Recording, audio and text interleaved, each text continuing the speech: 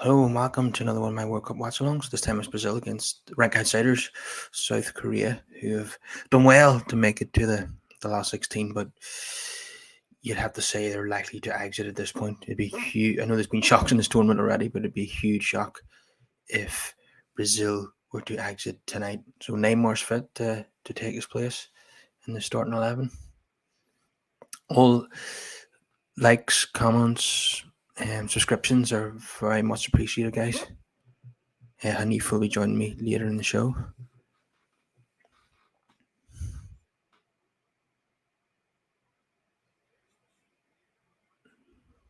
South Korea on the attack already. Offside.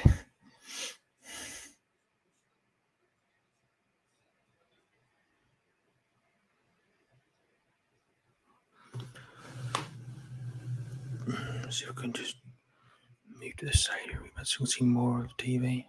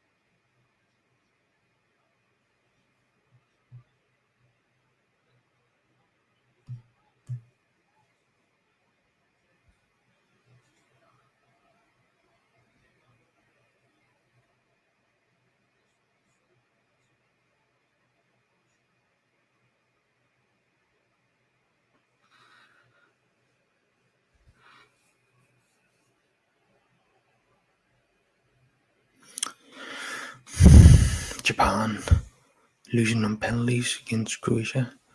Thought that game might go to penalties, but the shootout turned out to be a bit of a disaster for the Japanese. Here's Batman on the attack here for South Korea. Loses out. Now, here comes the Brazil counter attack.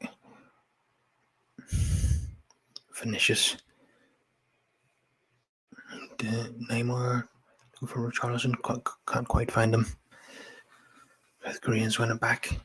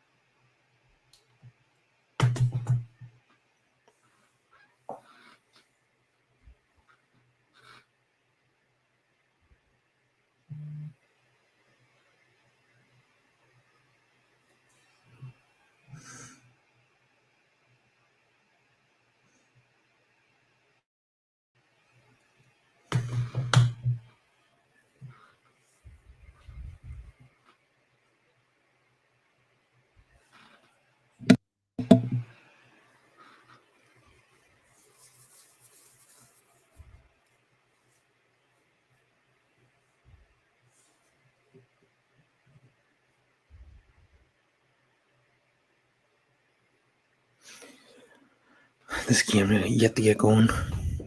Passing around back here from Brazil.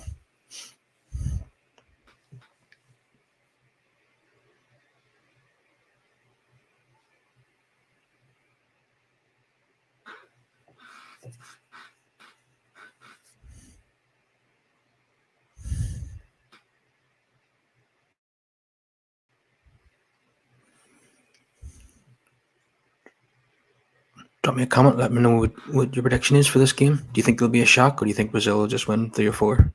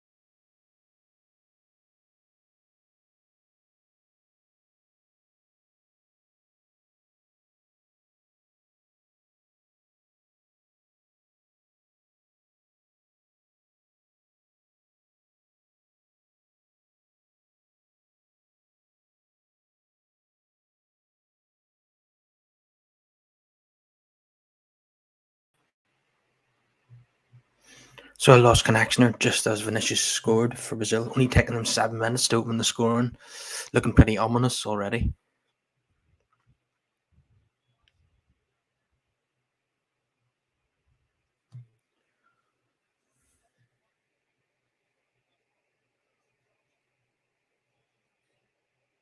The samba dance has begun very early in this game. Could be a few more.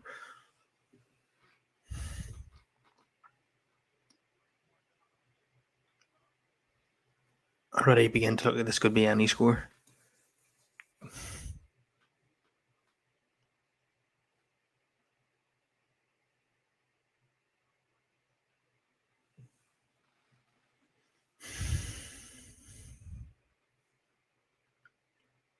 Vinicius Jr. at the 7 minutes.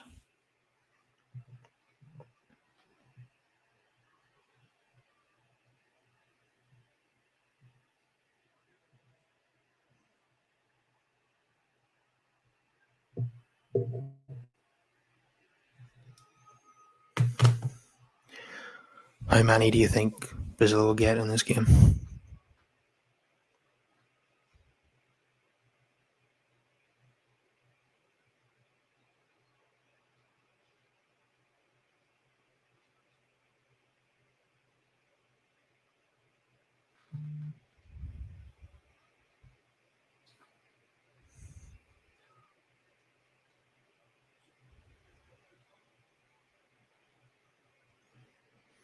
Keep freezing for some reason.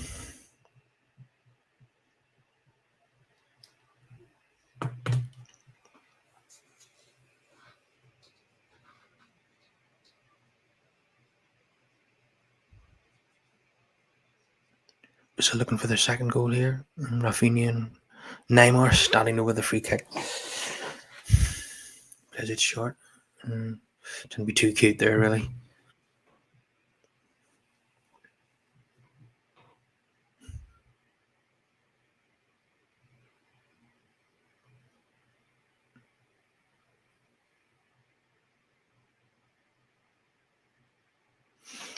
As I say, Haneef will be along for the second half. Could be 4 or 5-0 by then. Sports capital, yeah, is arrived on the scene. Big up, mate.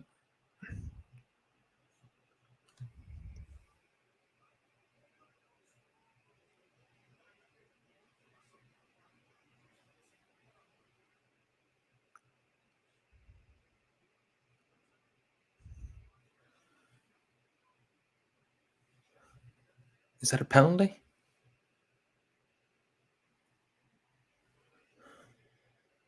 Apparent foul on Richarlison, who was down very easy. Yeah, I knew that. How's it going, Muncie? Looks like it's going to be 2-0 after 10 minutes. This could get ugly. I'm good. How's yourself? You watching the match? Neymar inevitably taking the penalty.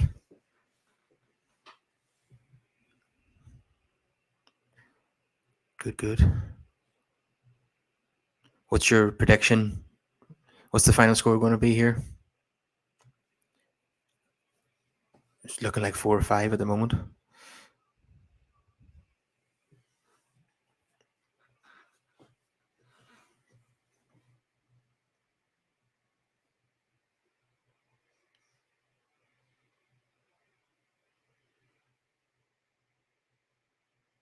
Long delay. Just get on with it. Yeah, it's looking like more. It's looking like it'll be 3 after 20 minutes at this point.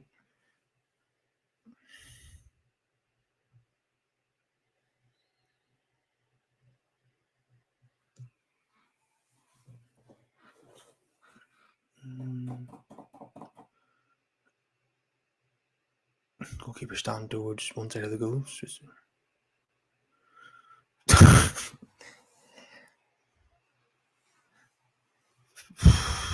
Very soft penalty. If the keeper guessed right there, he would have caught it.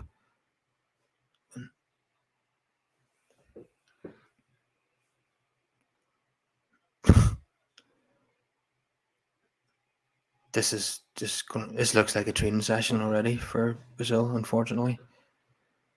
Don't like to see teams getting humiliated, but it's beginning to look like one of those nights.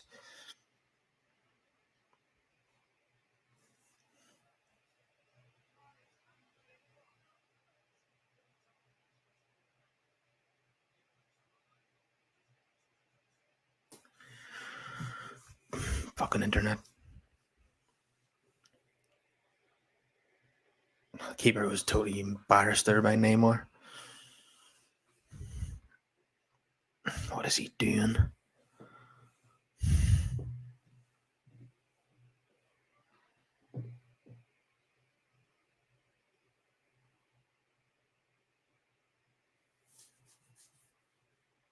Oh, come on.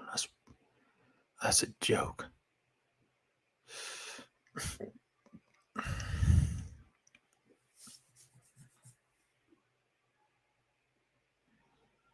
So 2-0 out of 13 minutes.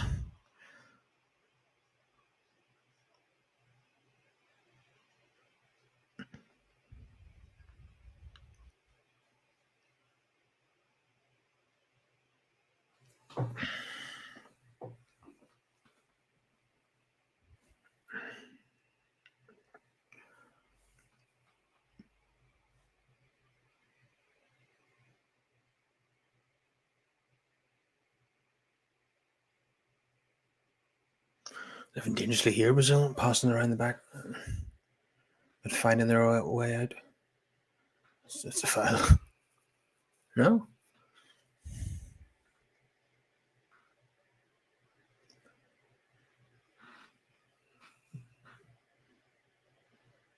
Brazil certainly matching the work rate of the Koreans. That's probably going to see a situation where their talent shines through. Clearly, they're a more talented team, and if they're working just as hard as the Koreans, then the Koreans have really got nothing on them.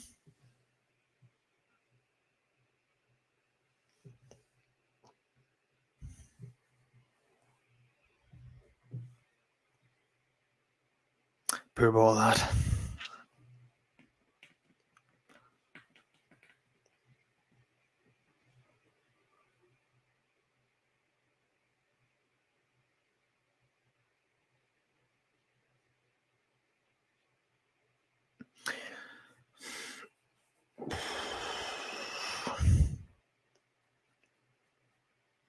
Neymar, a relieved man to be participating in the World Cup, and he was distraught when he thought his World Cup might be over a couple of games ago. Just like what happened in 2014. He got injured in the quarterfinal of the last 16 game and against Colombia, I think it was. No, it wasn't. It was Colombia. And he got a back injury due to a knee in the back, and his tournament was over. And Brazil subsequently lost 7-1 to Germany. I think it could be 7-1 here to Brazil in this game.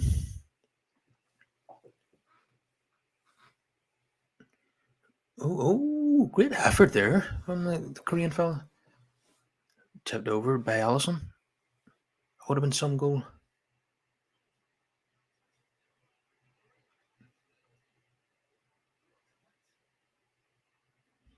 What a hit, son. What a hit. Certainly not lying down.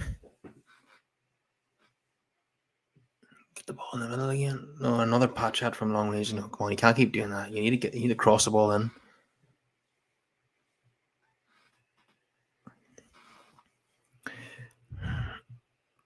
Football Power Hour. Yeah. Pick up the email too. What's your prediction for this game? How many do you think Brazil is going to get? I'm sorry to say, but it's looking like that type of game.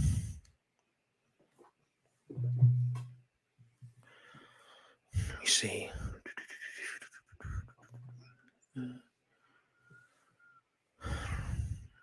I know it was a wee brief spell there for the Koreans.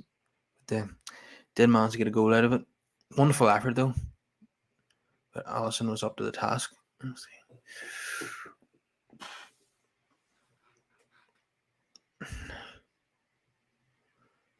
I think the one weakness in this Brazil team is probably the fullbacks. I wouldn't say they're outstanding now. And the backups certainly aren't either. You got 39-year-old Dani Alves and Alex Telles.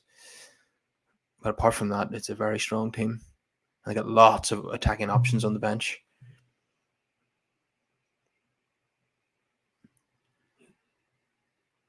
It's Neymar and Vinicius on the attack here. That's a foul there. But the Infante's played. No, Koreans won it back. No, and Brazil win it back again. Yeah, they're working just as hard as the Koreans.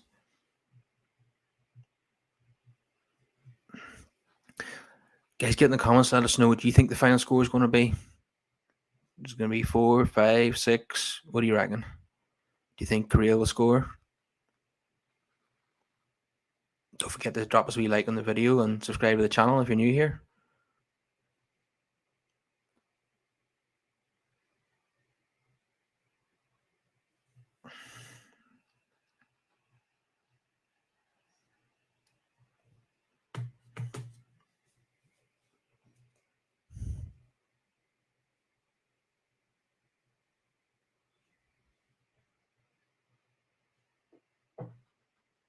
I'm hoping it doesn't get ugly. I wouldn't like to see the South Koreans get humiliated after they did so well to get out of the group, which is only the third time in their history that they've done that. So wouldn't like them to. You'd expect them to lose to Brazil, but you don't want them to lose like 6 or 7-0. That would put a real dampener on the fact that they got to the knockout stages, which is a massive achievement for them.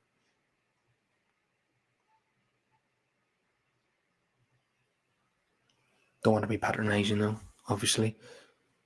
But yeah, I would say they would view this as a massive achievement to get to the last 16 themselves.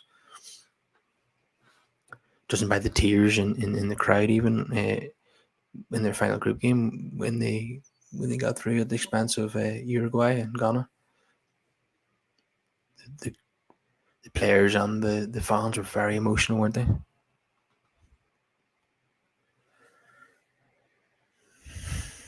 But it is looking like a case of how many tonight for the Samba boys.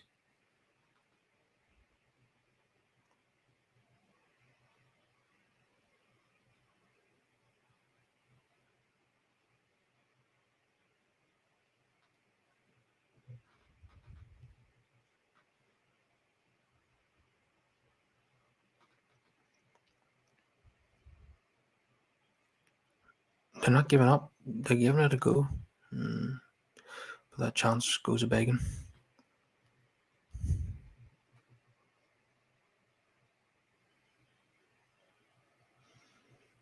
The fans have been incredible at this tournament. It's like another carnival atmosphere.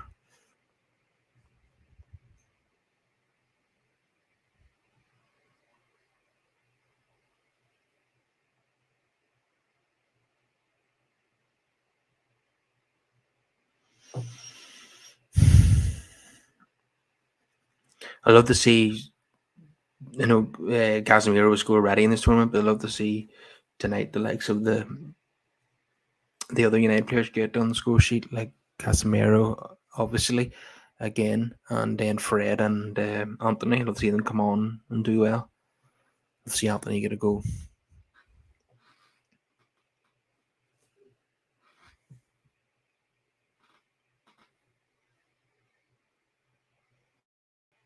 Manager really likes Richarlison, doesn't he? Seems to be the first pick at number 9 at the expense of Jesus.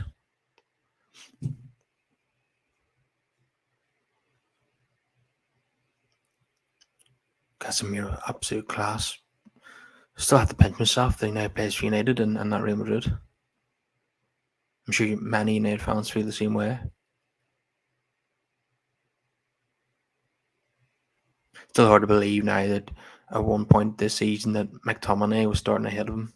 Incredible, really. It obviously must have been because of his lack of match fitness and adapting to the Premier League.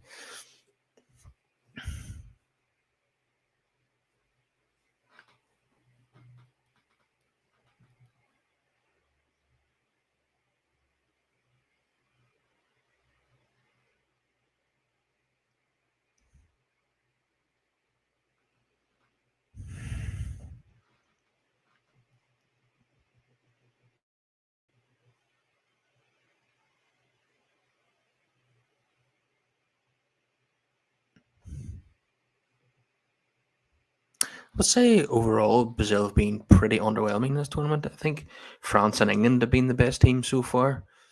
Brazil haven't scored that many goals.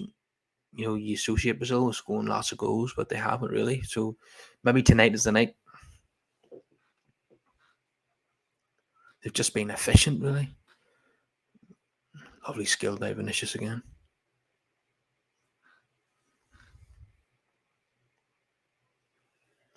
Ooh, I think the keeper should be catching that cross. Here goes Rafinha. Manchester's very loyal to him too. I know I sound biased here, but I would pick Anthony over him if you want a left-footed player on the right hand side. Batman's down injured.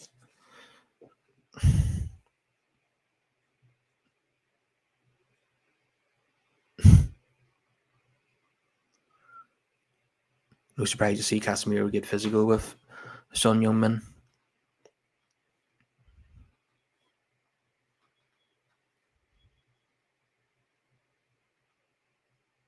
I'm frozen again. I'm frozen again. This new internet is crap. South Korea on the attack with their left back once more, and they win a corner.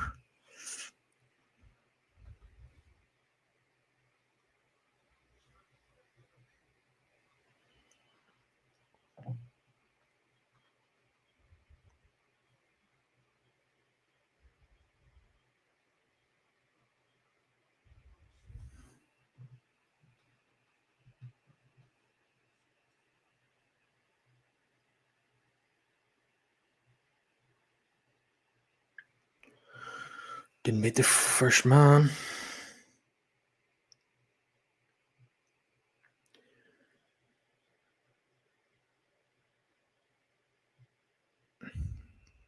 What do you think of Kim Min-jae, guys? Do you think that teams like Chelsea and Manchester United will be interested in taking him from Napoli? I think he's got a reasonable buy clause from what I remember reading.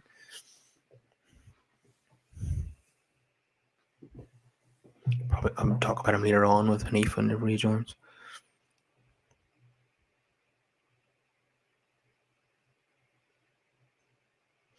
Watchalong can be hard work when you're by yourself.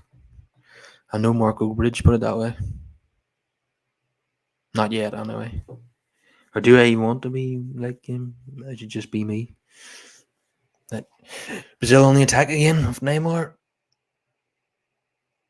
He's go- he's trying to go all the way himself, which he shouldn't have done. That was pretty selfish. He should have looked for a teammate there. Should have put in Vinicius. But that's just Neymar in a nutshell.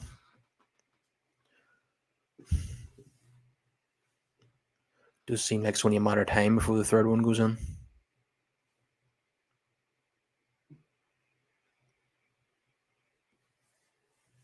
Oh, Korea did okay since the second goal. They've created some chances. So they're still in this game, just about.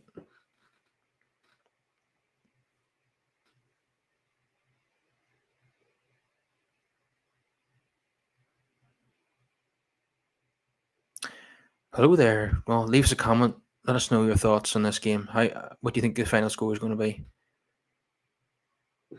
Do you think Korea will score? Or do you think it'll just be 6-0 to Brazil?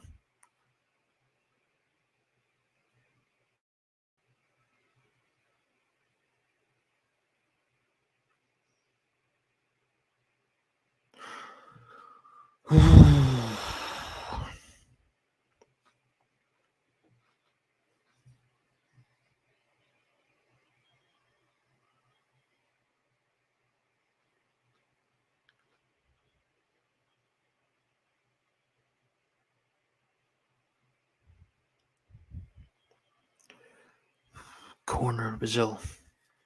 27 minutes gone. The cavalry are up.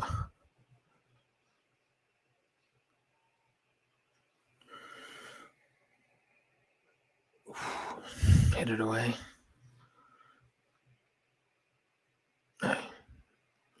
It's in again. Hit it away.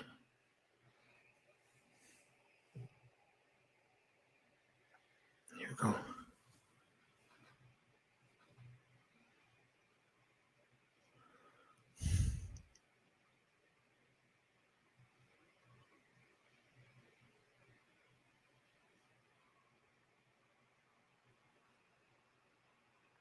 Oh, beautiful.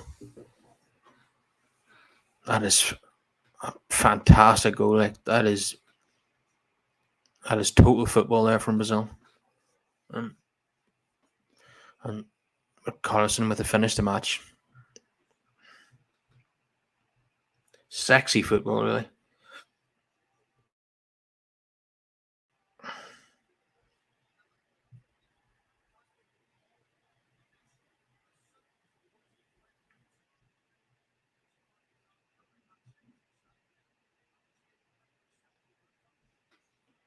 Oh, I could watch that all night.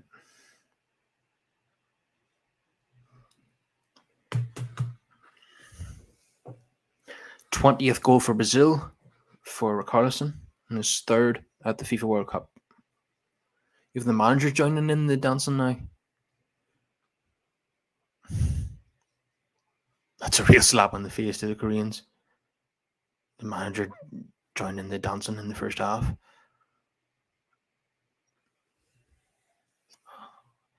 Look at that.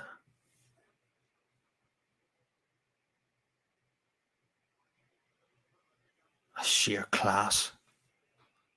He's definitely onside.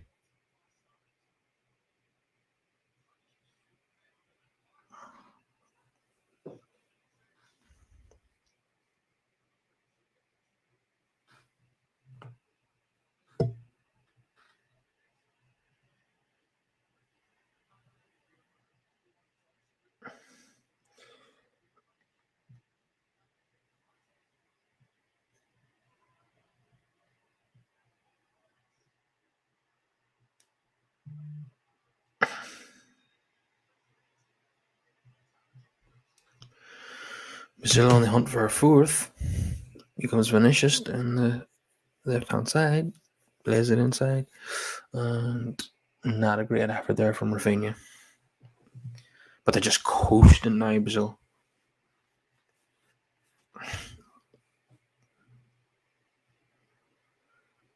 David Silva, the veteran captain, with not much to do in this game.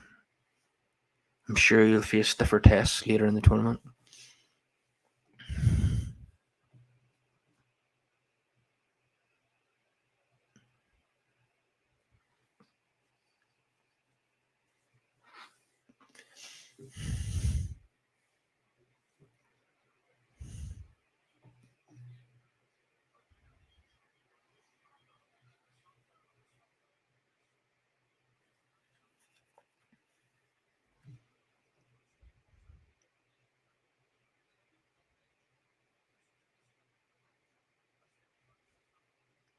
I imagine Neymar will be substituted in this game to protect him. Perhaps at half time, but definitely after 60 minutes.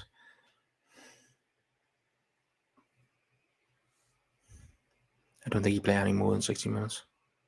Doesn't need to. With the game won.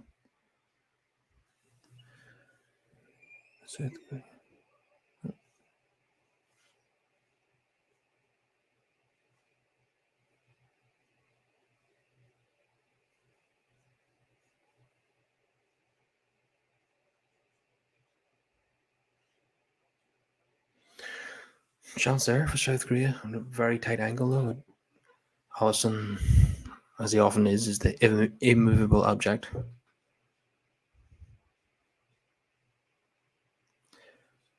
And two Brazil players just passing each other in their own half. They're just cruising now.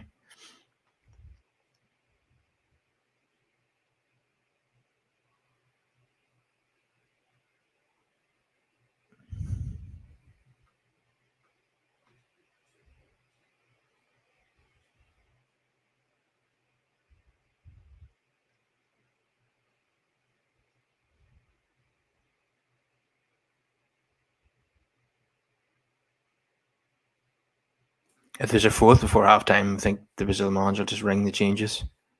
We'll see the likes of Anthony and Martinelli and Jesus coming on.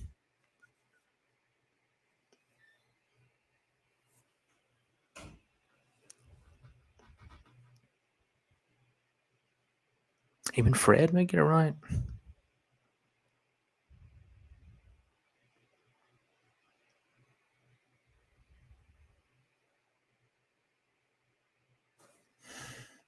Men against boys, really, isn't it?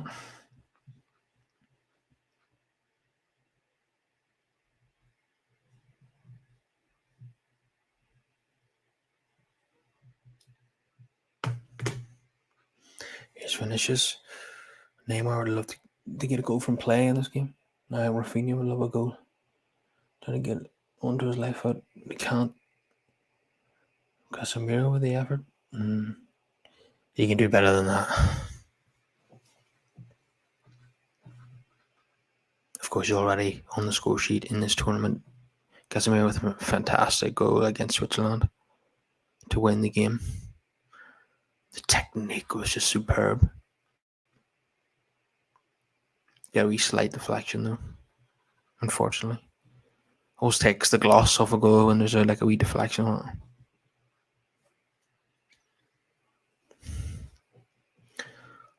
I just 34 minutes gone and it's just been a cruise for Brazil. Not too surprised.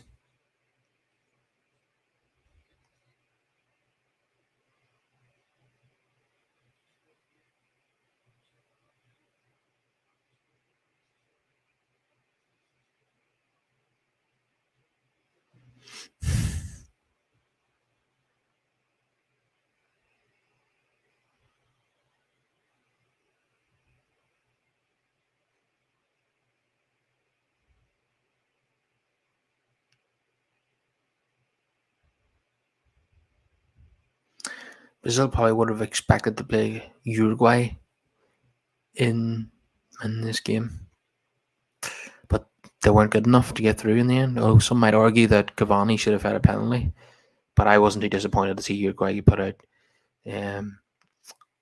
mainly because of Suarez and what he did to Ghana in 2010. The Ghanaians seemed to enjoy Uruguay's elimination along with theirs. It's not often you see that. But football fans have long memories.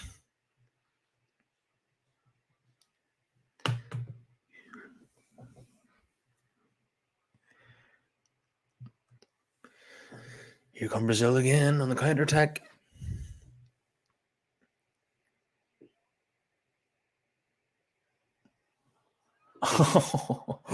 And there it is, number 4 after 35 minutes. Here come the dancing again.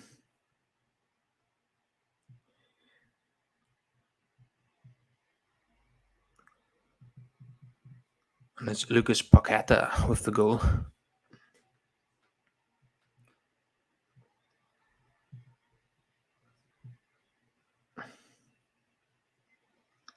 This is getting ugly fast, isn't it?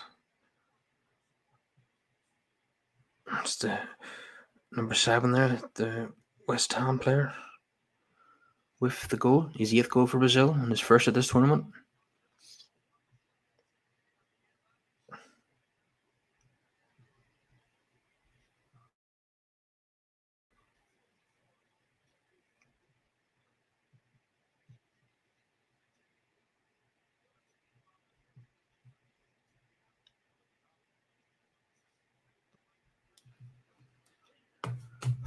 Goodness, it could be 5 or 6 at half time here in this game. It's like the reverse of what happened to Brazil against Germany 8 years ago.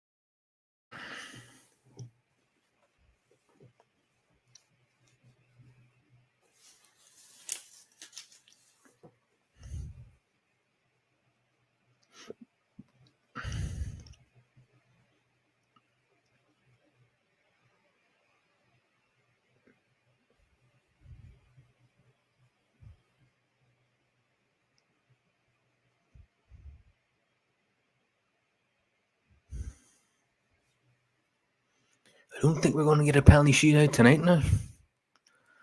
We've had 1 in the tournament so far in the round of 16. I'm sure there'll be more to come. Wouldn't be surprised if England versus France goes to penalties.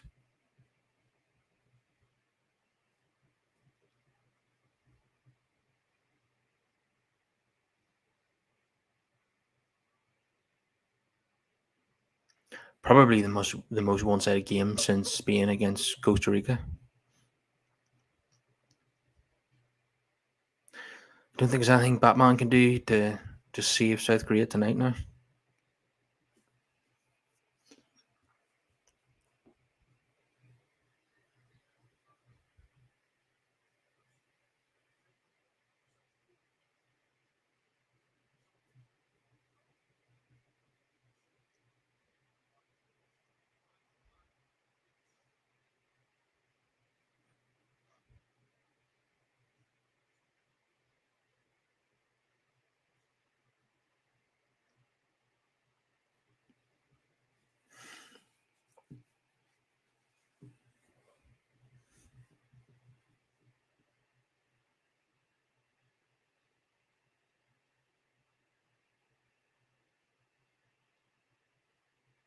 After they did so well to get to the last 16, Gray, you don't want it to end like this for them, but I'm afraid it looks like it is going to get ugly.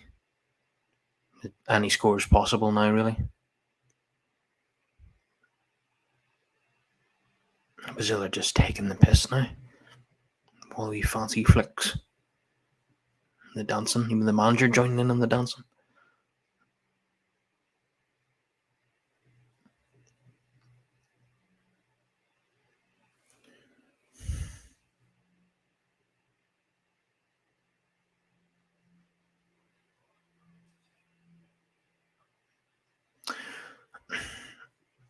At which point does showboating become disrespectful?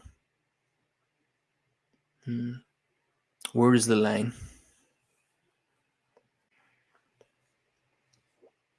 Oh, fantastic! Haneef is here. Evening, Kyle. It looks like this game's already over. It is. Oh dear, it's. I'm not too surprised. I was hoping that Korea wouldn't get humiliated, but it looks like they are going to be torn apart here. Uh, I was I just think. on Brazil are Sorry, go taking on. here as well. They're showboating quite a bit. Even the manager was joining in on the dancing. I'll just pose the question there. I suppose I'll pose it to you as well. At which point does showboating become disrespectful? Where's the line? Would you say in football? I don't think there is any line. I think if you, it depends if you call it. It depends I on the thought you type of might say player. that. The type of player, because like you had Ronaldinho doing things that some people might say, "Oh, he's showboating," but that was his natural game. If that makes sense. If it's part of your natural game, I just think it's normal. But I think you should try and get at least a 2 or 3 goal lead, and you should showboat in the final third. I think if you showboat in the final third, I think it's acceptable. But if you do it in the defensive areas, that probably means you're gonna win that game easily. I guess it just depends on how you want to see the game. Because if you watch Brazilian football, they showboat a lot across Brazilian and South American football. So it just depends on if you want to be entertained. Some players are there just to entertain rather than looking at the outcome. If that makes sense, I think the as Europeans see it a bit differently. But I think you can. I personally think we don't have enough of it in Europe anyway. I think we need more of it compared to other leagues across the world. Yeah, I'm all for it. I want to be entertained. We've seen a lot of showboating already, and Anthony isn't even on the pitch yet. Just what's going to be like when he comes on. And we know he likes to showboat. His manager at club level substituted him for doing that. But yeah, this is really Uh, men. I, This is men against boys. Yeah, I want to see that 720-degree circle from him, where he yeah. just seems to just gets it. He seems to I think we're put definitely going to himself get into a that in little the bit of a second puzzle. half. I can imagine Neymar will be taken off at some point here to preserve him, because he doesn't look 100% fit yet, and not Oh, which one is, isn't hundred a percent. surprise. I think the thing about Neymar is he brings that experience and that know-how and he gives them that extra boost and people look at him, his teammates look at him thinking, you know what, this guy will win us the game, and he gives them that extra. Regardless of what you think of Neymar, he's still a top quality player. He is, yeah. The number 5 here for South Korea is booked, which means he misses the next match. Somehow, I don't think it's going to be the World Cup quarterfinal. I think it's going to be a World Cup No, qualifier. Um, yeah, Casemiro I think got the assist for the second or third goal. yeah, yeah. That second goal from Ricarlison was just a thing of beauty. Um, some lovely football in this game from Brazil, as you'd expect from Brazilians. They've actually been quite underwhelming so far overall in the tournament. This is the first time they've really ignited and scored a lot of Yeah, goals. but Kyle, the thing is this, Brazil have been playing like this they were playing like this in the qualifiers. Yeah, They it's just not. now that they've got their team, I'm telling you right now, a lot of people better be these guys. These guys are for me. They're one of the favorites. England and Brazil are the favorites for me, and then you've got the rest. That's how I see it. This World Cup. Just you mentioned there, you say England and Brazil are the favourites. So are you confident then that England will beat France on Saturday night? I think that's going to be a tough What game for England. I think we're gonna beat him. I do. And how do you? But I think England, in my opinion, here's a fifth goal. No, no, it's saved. Not a great finish in the end. But if England are going to get past France, I think they're going to have to score a few goals because I don't think they're going to be able to keep Mbappe out the way he's playing. I know people have said Kyle Walker's got the pace to cope with him, but that's only one attribute. I mean, I think he might do well, Walker, compared to other fullbacks, but I still think Neymar will get past him on the contain.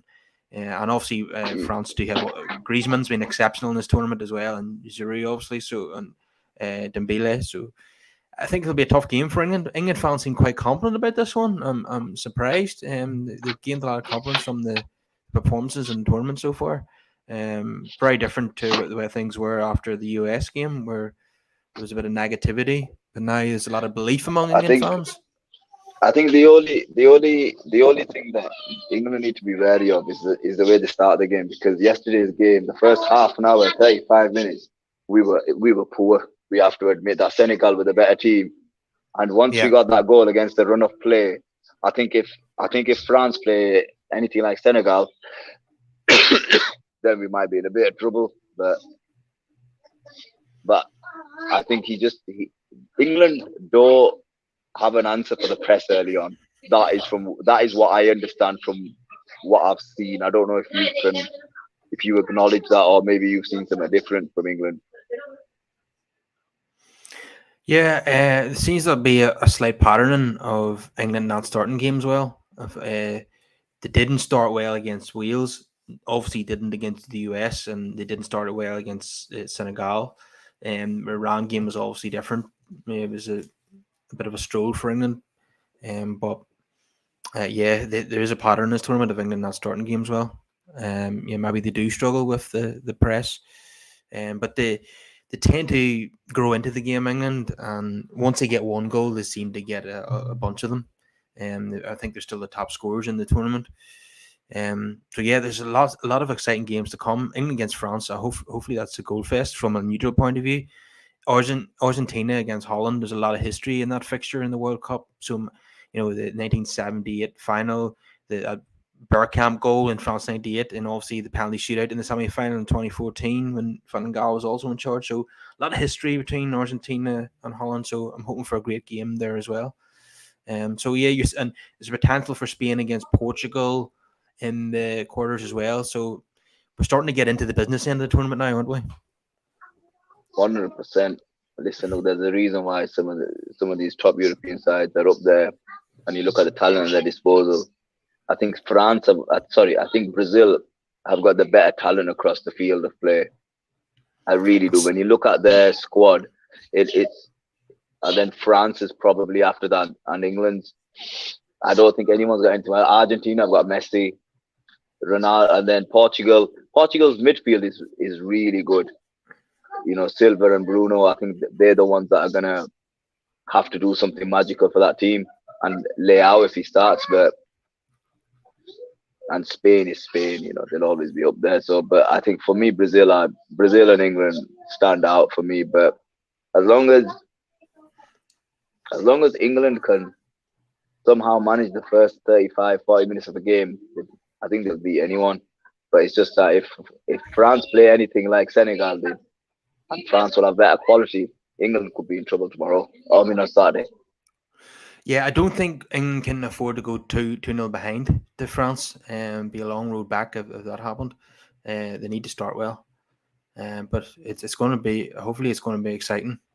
I know Southgate has been accused of being a bit cautious. Hopefully but when England are on their front foot, they do score goals. So hopefully Southgate is brave in this game, in this quarterfinal, because England do well whenever the handbrake's taken off. So I think that's all. I think that all comes down to the confidence of the players. I don't think it's got anything to do with the handbrake. It's up to the players to implement the plan. I think yeah. I think England. I think the England players lack confidence and I think they allow the other team to come onto them. I think that's just the way it is. I think that's an English mentality. I think that's just an English mentality. The thing is, this listen, no one can say anything bad about Gareth Southgate. The team's winning, so as long as the results are good. I always said if England get to the semi-finals, he's achieved his target, because after that you need a bit of luck as well to win these tournaments. It's difficult without a bit of luck, but if England were to get to the semis, I think he's achieved his target and he deserves a new contract. He's consistently doing well in tournaments without winning them. He won't want to retire and be known as a nearly man. He'll want to get over the line in one of these tournaments. He'll be desperate to make that happen, I think. Yeah, but Kyle, the thing is this: like, ultimately, these players have to have the confidence to actually go and do something about it. I understand there might be one. There was only one game that you could say in the tournament where England were outplayed, and that was the US game. But England, for me, I think he's got it right. But it comes down to the confidence of these players. I think he's very wary. I think he could take the handbrake off, but when you take the handbrake off, how many of these creative players that we've got are they going to track back? If we have Grealish and Foden and these guys up for, playing in the final third all the time, and then you've got to get Bellingham, Henderson, and Rice. You've got to get their positions correct and you've got to get that Yeah, formation right. It's got to work both ways. You have to remember you attack and defend as a team. And I don't think he could find a balance he where he working could hard. accommodate too many creative. I don't think he has. I don't think he will be able to be fair. Yeah, well, want to see them go out and score goals. What as Brush has brought up in previous shows that when England lost the World Cup semi-final to Croatia and lost the Euro final to Italy, they scored very early on and then they sat back and they need to go for the second goal and don't be cautious and try to play it out. And that seems to be that's been the downfall for England in recent tournaments, Mm. according to England fans.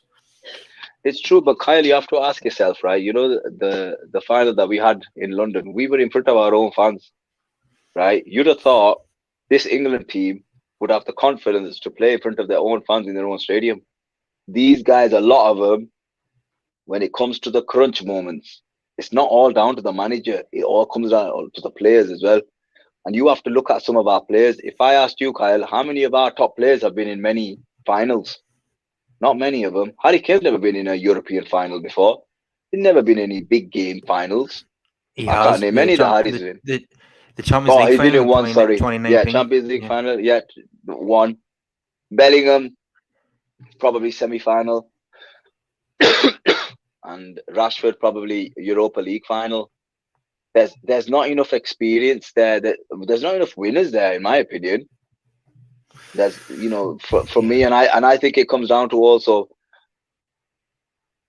have they don't have that. It's not quality, it's that desire to get over the line.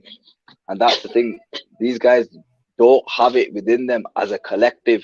They're always very cautious, and I don't think it comes down to the manager, it comes down to the players. If you want to play a certain way and the manager set you up, go for it, play that way. But I don't think England, if I'm honest with you, collectively as a unit, I think when France play their 11 against our 11, I think the quality will come more from France initially. But England, once they get a goal, the confidence starts increasing, and that's when England start going for it. So that's what we have to wait for, because these guys, if they go out early and they go for it, they could lose again, because the team with the ball is the one that's going to win in these. For me, that's from what I've seen in terms of England. Because after they scored 1-0 against Italy had the ball. yeah. But Gareth Well, couldn't figure out a way to stop Jorginho, and Italy decided to run rampant because they had the ball. And if you have the ball, you're gonna have more chances. I just think, I just don't think he's, I just don't think he knows how to get more out of these guys, and I don't think he can. I don't, because I've always said you need an attacking manager with this new crop that's coming through now. If you can get an Eddie Howe, for example, someone of that ilk with this England team, then yeah, we'll get a lot of goals. But Kyle, that doesn't mean you're gonna go find tournament football. yeah. Unfortunately, you have to Even defend as well. Yeah, even the Brazil manager, he's not known for his out and out attacking football. He's a very pragmatic coach. So, yeah, Mm. to get through tournaments, you need to know how to defend and attack. I mean, just to talk about Brazil for a moment, they've so many options in forward areas. They've got a great midfield, great centre back pairing, and the goalkeeper. They've got spoiled for choice when it comes to goalkeepers as well. But if they've one weakness, it's the fullback area. They're not stacked with world class options there. I wonder will that become an issue for them once they play against one of the top teams. I mean, Danilo and a 39-year-old Dani Alves as their options at right back, and then at left back is it Alexandro and Alex Telles. It's it's not exactly Cafu and Roberto Carlos. But yeah, the rest of the team and the squad is immense. I mean, they're probably the front line here is Neymar, Richarlison, and Rafinha, and sorry, someone else playing. There's just like a front four basically. Mm. Yeah, I'll just get up here. Yeah, Vinicius obviously as well. So they could probably bring off the bench Anthony Martinelli, Gabriel Jesus. Yeah. No, no, So I thought Gabriel Jesus was injured. Arsenal fans are going crazy on Twitter. Kyle, stop it now. Stop it now. I know what you're doing, Kyle. Behave yourself. Don't upset them. yeah, well, yeah, he probably is injured because he's not actually on the bench. But he wasn't. Carlson was favoured ahead of him anyway. Um, yeah, so they could bring on Rodrigo too, Pedro, yeah, and then midfield options there with uh, Bruno Guimaraes. Sorry, my pronunciation might be a bit off there. The Newcastle midfielder and Fabinho obviously as Yeah, well. So they're stacked. They're absolutely stacked. They've, yeah, I'll be honest with you.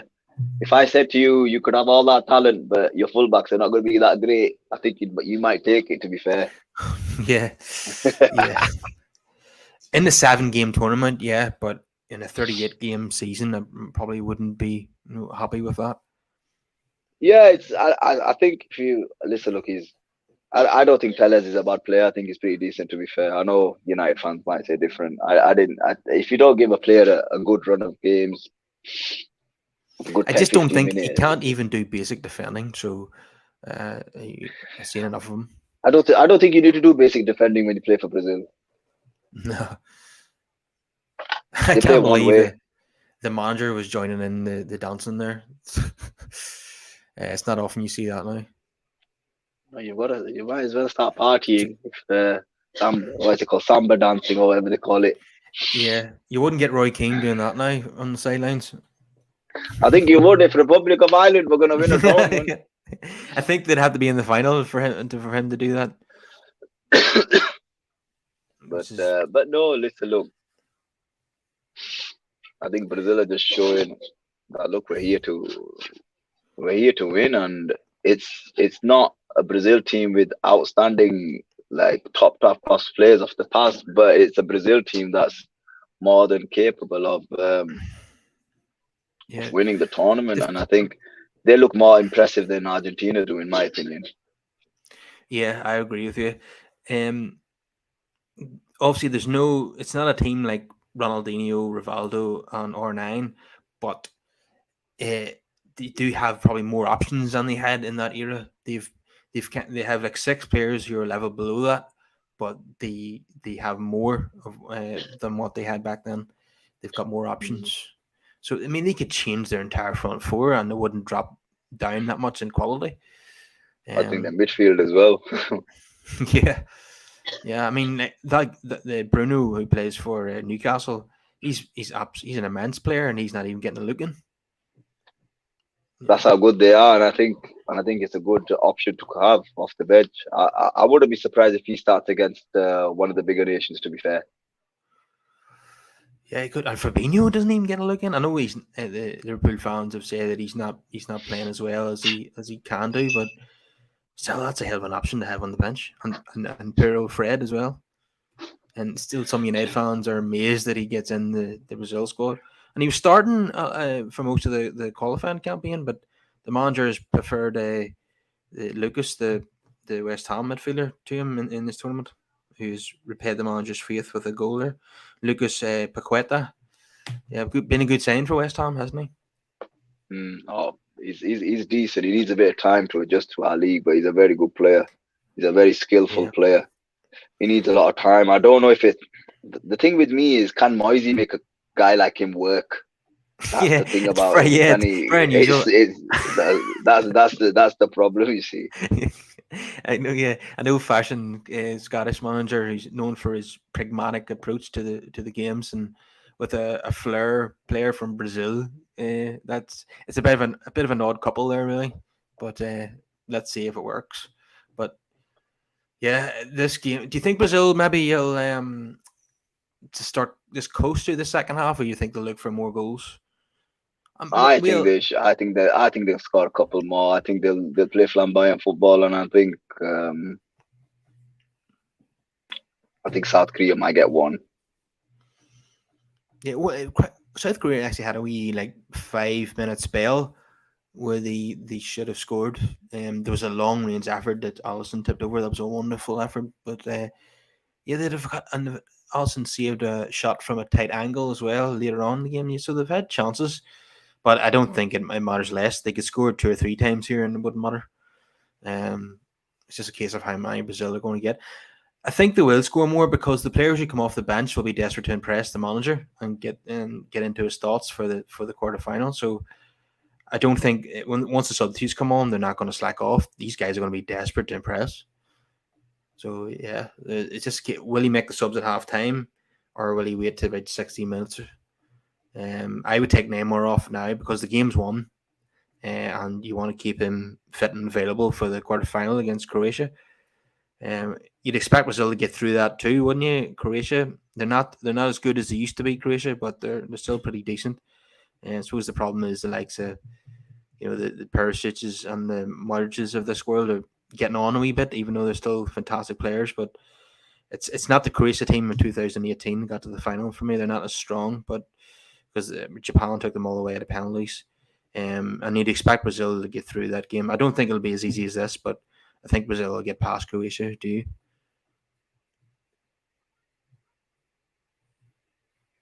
Have I lost you there?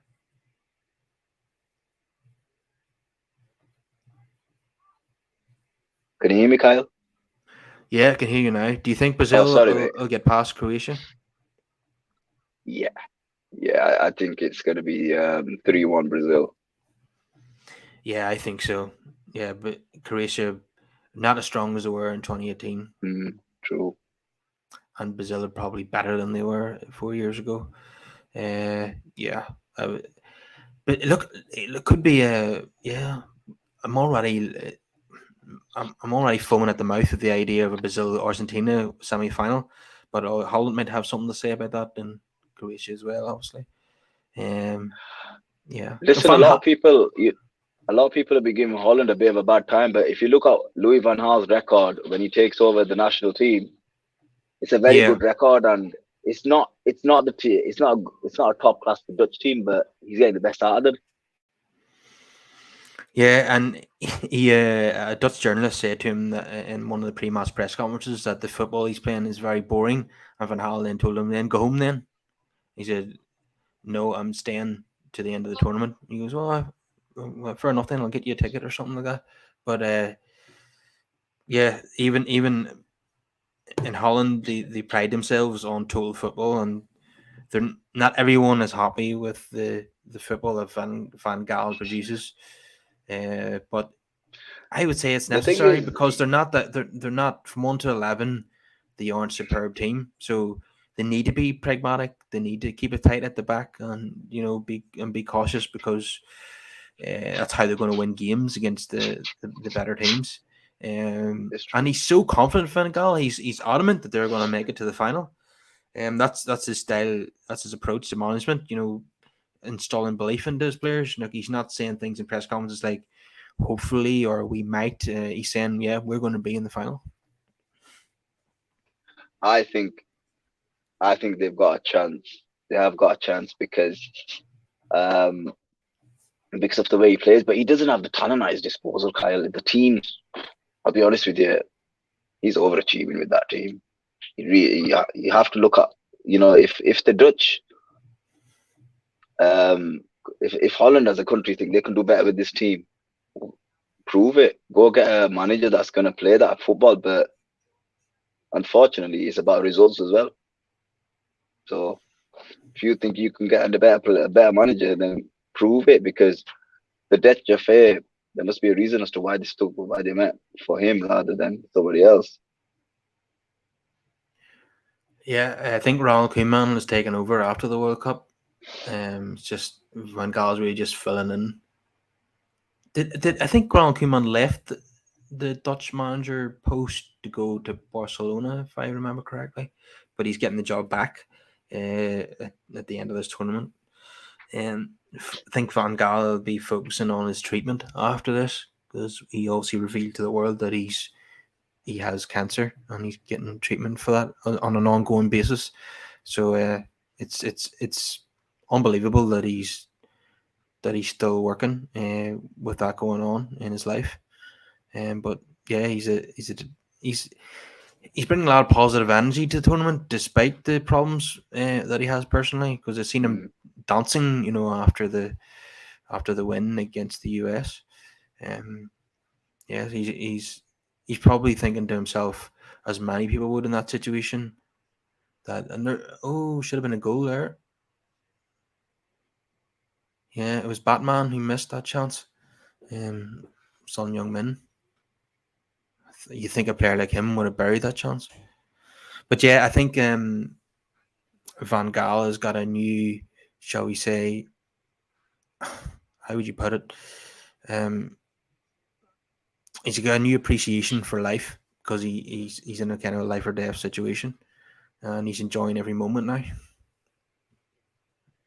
I think he's going to go down as one of the biggest coaches of all time, and he's achieved a lot in the game, and he deserves the respect that he gets. I know it might not have worked out at United, even though he did win the FA Cup, and he wanted to make the club into a footballing club in terms of he wanted a certain type of football to be played from the bottom to the top. He basically was going to make you run like a football club, but um, that wasn't meant to be. But listen, look, the guy's a phenomenal coach, and for me, I think he's done a wonderful job with this Dutch team. And I think, look, if Ronald Koeman comes in, we'll see. We'll see. We'll judge him on results more than anything else. But don't be surprised if these guys make it to the semis. It wouldn't shock me, to be fair, because it's Van Gaal's team. Yeah, it's not inconceivable that they would beat Argentina. Argentina not that impressive, really, to be honest with you. And the coach is very green. He's a very inexperienced coach, Argentina, and some of his decisions have baffled me. Not playing Lisandro Martinez at the back, playing Udamendi instead of him. A 34-year-old with Mm, Udamendi who's playing for Benfica ahead of as any United fan will tell you, Lisandro Martinez is probably been the he's a sign of the player. decade at Old He's a Trafford. player. So He's it's a good baffling really player. why he's not playing. Yeah, and He's a he should have player. started. Julian Alvarez should have began the tournament in the starting 11 rather than Di Maria. I think two 35-year-olds in the front three was not ideal. I think Yeah, but that Kyle, they got no ball carriers in that team, though. That's the problem. Like, they don't have anyone who can do like a certain job. Why do you think Di Maria is in the team? They're lacking. They're really lacking in quality. The Argentinian team. It's all going to come down to Messi in the final third. Enzo Fernandez is a great footballer. He's got a big future ahead of him. The I've not seen midfielder, enough of him, if I'm honest with you. and he I've didn't not start seen the enough of tournament him. either. He's kind of fought his way into the team. And Alvarez only started the other night because Di Maria wasn't available. I don't think Di Maria's injured for the moment anyway. Yeah, I don't think it's a team with that has quality from 1 to 11. I think there's some good players. Obviously, Haneef and Messi there who still got a lot to offer. But it's not a team. It's not an Argentina team that's going to scare anyone. Put it this way: if England play Argentina in this tournament, I would fully expect England to win. Is that how you Yeah, I would know. see We it? say we say we say things like that, but I think there's a long way to go. We're gonna have to watch Argentina's next game. Who they playing next anyway? The Dutch. That that's a pretty even game. That Yeah, it's I would just that say so. Messi. It's just that they've got Messi. That's the difference. And Argent and Holland are going to be more organized and a bit more robust. Yeah, I would say Van Gaal will have a plan going into that game. Probably a plan to stop Mm. Messi getting on the ball as well. Cut off the supply lines. Yeah, because we're not seeing the mazy runs from Messi where he takes it past 4 or 5 players and puts the ball into the corner. We're seeing him like his goals are coming from like long range efforts or free kicks now or penalties. You don't only occasionally in games now do you see Messi be direct, but you'd expect that, at 35. But he's still a very brainy footballer and can have a huge impact on games. Was he Ryan Giggs would be an example of that, how a player kind of adopted his game, so that he could prolong his career. But obviously Messi's at a higher level than Ryan Giggs. I think ultimately, look, the reason why Messi's a good player, put fitness and everything to one side, he's an extremely intelligent footballer. When you're Yeah, an intelligent footballer, you can play anywhere on the pitch and you'll be able to get the best out of them. With Messi, he's always been a playmaker. As long as you don't tell him to track back or anything and get the best out of him in terms of his attacking output, he'll always be a force. I still think if he could keep his sharpness and his fitness, he could possibly get another World Cup under him. Whether he wants to do that or not, I think if he wins, he'll retire. But we'll yeah, have to it's wait a and see. tall order. A lot of legends there in the crowd. Cafu, Rivaldo, Roberto Carlos on R9, all sitting together there in the VIP stand. A lot of Brazilian royalty there. And I think that's what they need. I think the players, obviously, when they go out, they know that they're watching. I don't know if you saw that interview. It was R9. I don't know who he was talking to. I think it was Ricarlison or someone, or maybe somebody else. And then at the end of the interview, he touched his legs, and then he basically to start touching his own legs, basically saying, "I hope I play as well as you. I hope my legs are as good as your legs were back in the day, and I hope I get that power that you have when you were playing football." And listen, look, I think everybody knows Brazil are a team to be reckoned with because they're going to be up there. It's all going to come down to who's willing to be more, who's more accurate, who's got the precision, especially when it comes to scoring goals in those high pressure moments. Yeah, it's going to be very fine margins in these pivotal games in the latter stages of the tournament.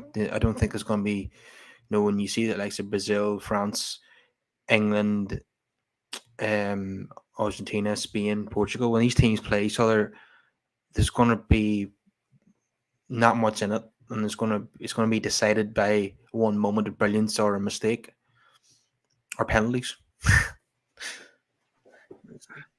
Yeah, that could potentially happen. I think we've seen the first lot of penalties today, and look, some teams might need to take it that far. I think England's game might go to penalties. I think, yeah, Um, you could be right. Yeah, it could be. I think I that reckon, one's yeah, that much 2-each more draw. likely to go to penalties than anything else. But I guess we'll have to wait and see. Nearly the fifth one there for Brazil.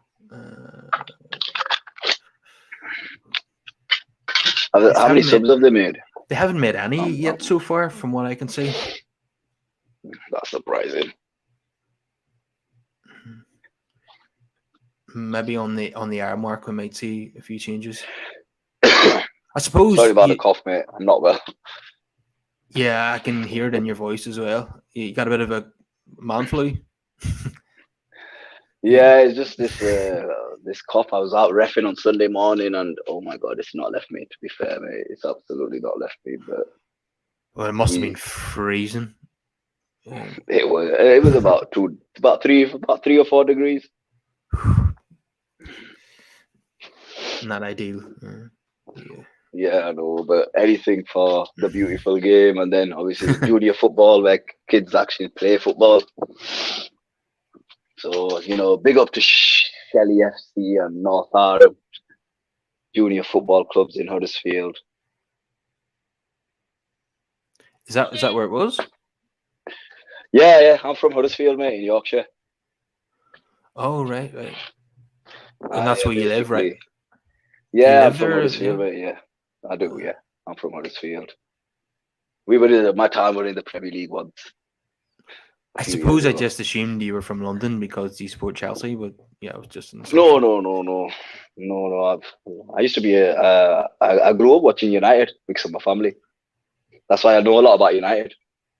Yeah, yeah. I suppose that's why you get gigs on United podcasts because you're United knowledge. Yeah, that's exactly why. And then when when you're a kid, or when I was a kid, I used to watch a lot of individual players.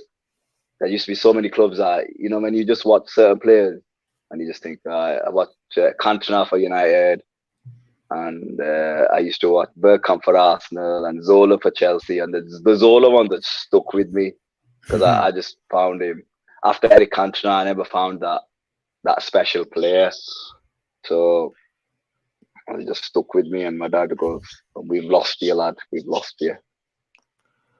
Yeah, all the wizards you named there, mm, all the Premier League giants of the 90s. Yeah, Free kick here for Brazil. And imagine Neymar will want to take this one. Hello, they're spoiled for choice when it comes to free kicks.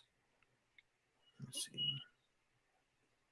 Yes, I'm going to ask you a question just as soon as this is over. See, get your opinion on this particular player. And let's see what happens here with this. See, they're going to.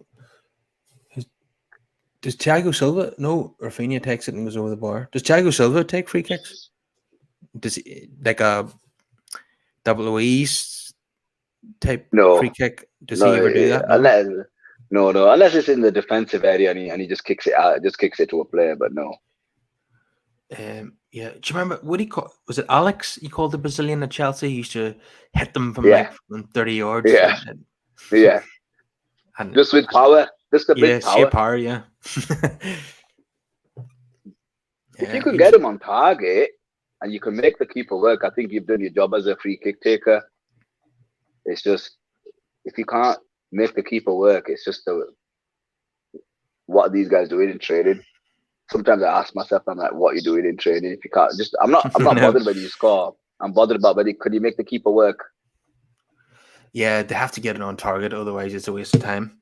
So I wanted to ask you about Kim Min Jae. I think the Napoli centre back who's creating a lot of attention at the moment. He went from Fenerbahce to Napoli, and I think he has a reasonable buyout clause. Is he someone that would interest you? Because I think he's been linked with Chelsea and United. What do you think about him? He's a good player. I don't think Chelsea need a centre back because they've got so many. But Yeah. I don't know. I don't even think United need a centre back. He's a good player. He's a good player. For me, I think if you've got that Martinez's kind of attitude, I think that does help. But he's a good player. I I don't suppose know. if I'd it, have to. I never really, when I watch Napoli, that's my Italian team because of the way they play football. I just watch them because of the way they play football. I don't really like concentrate on yeah, them. There are a few players which I would take from them, especially their winger. I think he's yeah, special. The guy, the the Georgian Georgia, fella, yeah, yeah. he's honestly Kyle. If you think Anthony's good, this guy's better. Honestly, he's just so naturally gifted, such a talent, and he's not even that quick, but he's good on the ball. He's really good at ball. His understanding of his balance and the way he can take a player on is absolutely amazing. And I Well, think for me, and they got good strikers as well. And that's something that I think all the clubs across Europe yeah. are looking at their strikers, especially the Nigerian lad. But they're all going to come at a price, mate. They're all going to come at a price. The, what I will say is that this is the best opportunity that Napoli will get to win Serie A since the Maradona days. They have to take it this I year. hope so, mate. It's because you know what, right? If you watch a Napoli game, like, and I'll say this to anyone, you will not be disappointed in terms of Yeah, entertainment. In yeah. terms of entertainment, if you can find me a better team in Europe that plays better football than them, you got to let me know because for me, they're my team to watch outside the Premier League. What do you think about them? Do you think they could go all the way in the Champions League, maybe, or would that be a too bit too far at the moment? I don't know. I think it all comes down to injuries, doesn't it? And because I know they lost a couple of their best players. I think they'll absolutely be shattered. But I think they want Serie A more than anything else because we know what they can do in Champions League. They've beaten Liverpool a couple of times at home, so we know everybody knows the kind of force they are. But I think they're more likely to win the Champions. I mean, Serie A before the Champions League. I just think they've got a flow. But the thing is this: it depends how Inter restart and AC Milan restart. You see, them two are the ones that I think are gonna put the most pressure on. But I hope Napoli win it because they're playing the best football. Yeah, and I always like to see new teams, win leagues rather than the same Oh old yeah, faces. 100%, 100%. Like, my first pick for the Chelsea job was the Napoli manager. I wanted him. I wanted Spalletti at Chelsea. That was my first choice, and I said we should get the Napoli manager. And that was because I said, look, he plays great football, and I go, he'll be able to get a tune out of our forwards. But Todd Bowley had other ideas, and so did no Chelsea fan wanted the Napoli manager apart from me. To be fair, that was just me being me. But it is what it is. If he wins Serie A with Napoli, he'll have plenty of suitors, right? Donny Alves is coming on. Missed chance by Rafinha there. He really should have scored. I don't think he'll So leave, mate. I think he's loyal. I don't think he'll leave. yeah, you could be right. So Militaio is coming off for Donny Alves. Can't believe a 39-year-old is playing at the World Cup.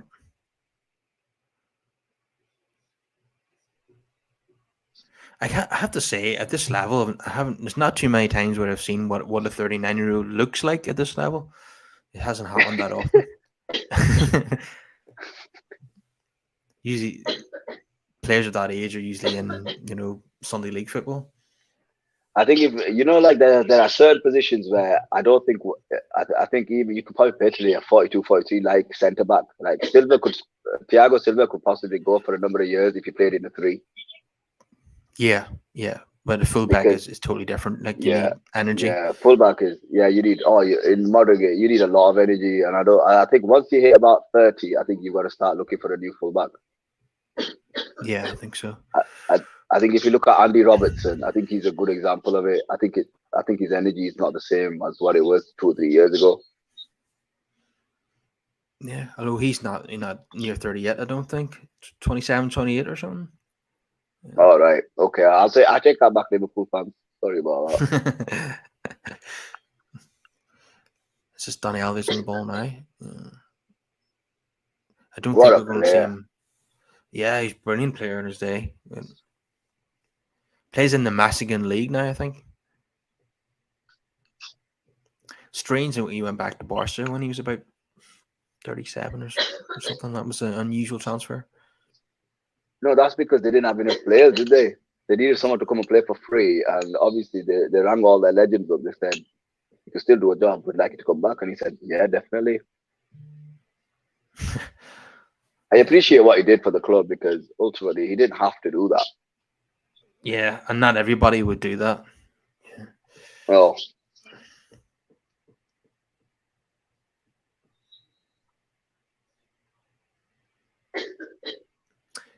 Korea given some tournament experience to some players before they exit.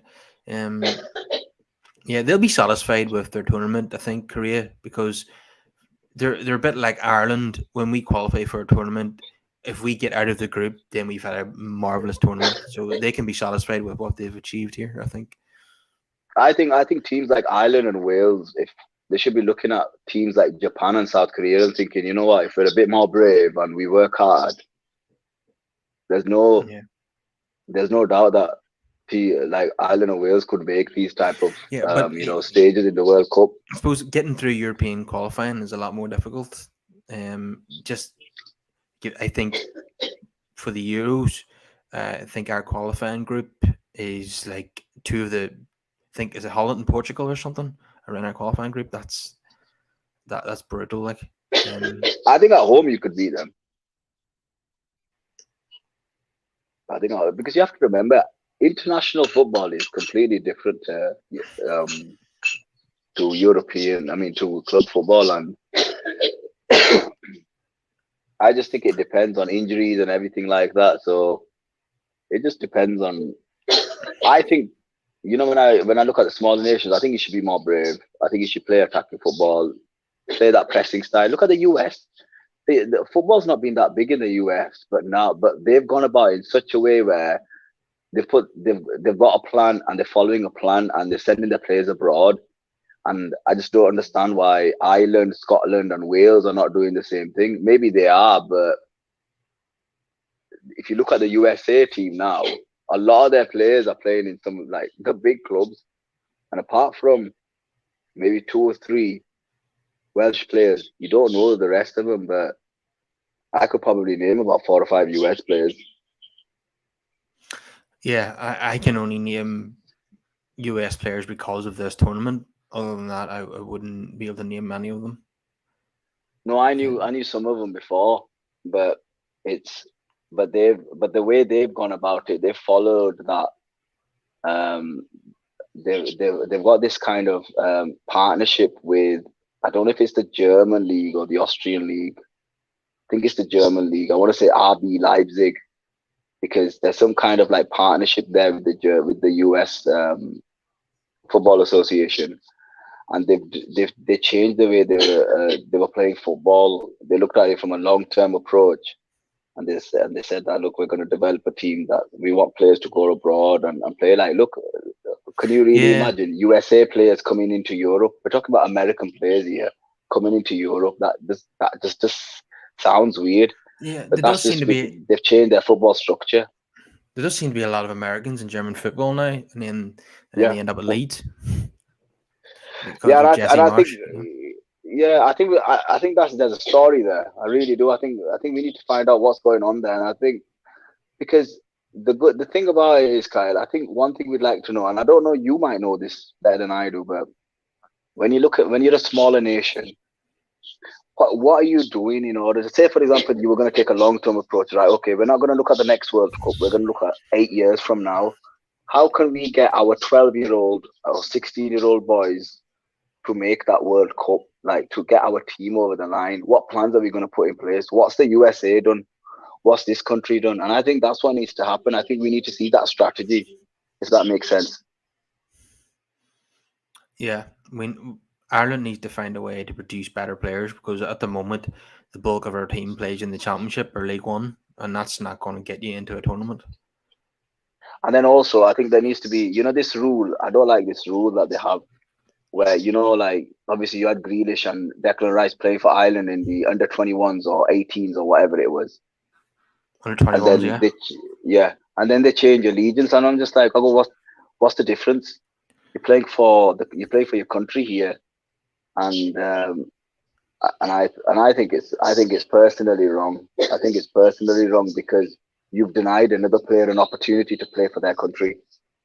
Another player could have just come in and had that opportunity, but no, you've decided to give it to these lads, and then they've decided to just change their country. I know other players do it as well. I'm not going to say they don't, because England were talking about they were talking about it on BBC about Musiala. He could have played for England instead of Germany. Yeah.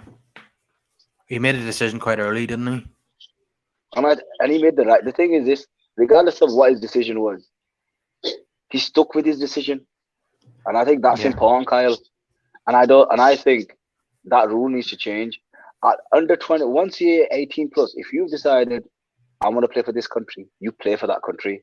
You shouldn't disrespect that country, and I find it extremely disrespectful where these players have been given an opportunity and now they've changed playing for their country of origin or playing for the Yeah. country that they chose. Yeah. When another player could have got that chance. They essentially get enticed by the opportunity to play at regular World Cups, and then Yeah, they're glory hunting basically is what it is, rather than patriotism. Yeah, and Um, that's wrong, mate. That for me that's wrong. It's like if I got a chance to play for Ireland, I stick with Ireland because that's the country I've decided to play for, decided to represent. And I just think, look, they need to sort it out. I know every country has had these players that do it, but you I do just get don't. I think some, it doesn't help countries like Ireland. I don't think it helps them at all because you got yeah. Grealish and Declan Rice that should be playing for Ireland. We can't afford to lose those players really.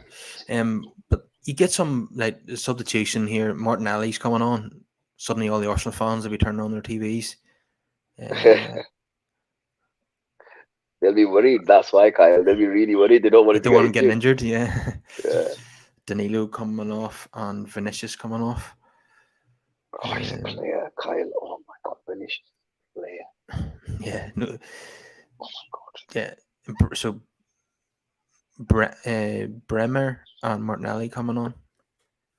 I think he might be better than. I think in the long term, he might be better than Neymar. Yeah, already has a winner in a Champions League final on his record, and thank God he did. So there are two Premier League. There are three Premier League players that I know. Four Premier League players on the pitch at the moment. In Brazil, have got three, I think, and I think South Korea have got one. Yeah, and Neymar's remained on the pitch surprisingly. I know they want to give him minutes, but No, five, including Silva. Totally forgot about Silva. yeah, I know Neymar's carrying an injury. Surely after 72 minutes, you want to take him off by now, let him rest up for the quarters. Neymar is just a Brazilian Ronaldo.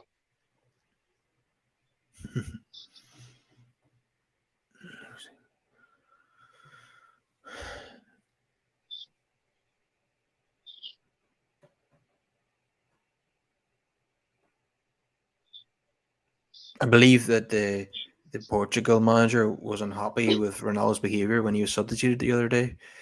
Surprise, surprise, and he might have the captaincy Uh, taken off him. I guess we're gonna have to wait and see. I don't tend to believe a lot of the what the media hype says. I think that could be more of a report rather than anything else. Yeah, and Um, according to a poll, and this surprise me either. 70% of Portugal fans think he should be benched, which doesn't surprise me either. Like I think we've discussed this already that Rafael Leo would make them a more dynamic, energetic team. And Ronaldo should be just be an impact sub at this point. But anyway, I don't want to get into another half an hour discussion on Ronaldo. I think we've talked a lot about him already. He dominates YouTube shows and podcasts too much. Suppose we can talk about him whenever he's playing, but he's not playing tonight, so I don't want to talk about him too much. Uh, so no goals for Brazil in the second half. I was very surprising that. yeah, they've had the chances. South Korea should have got one as well by now. They had that chance with the keeper made a good save. That's knockout football if you don't take your chances.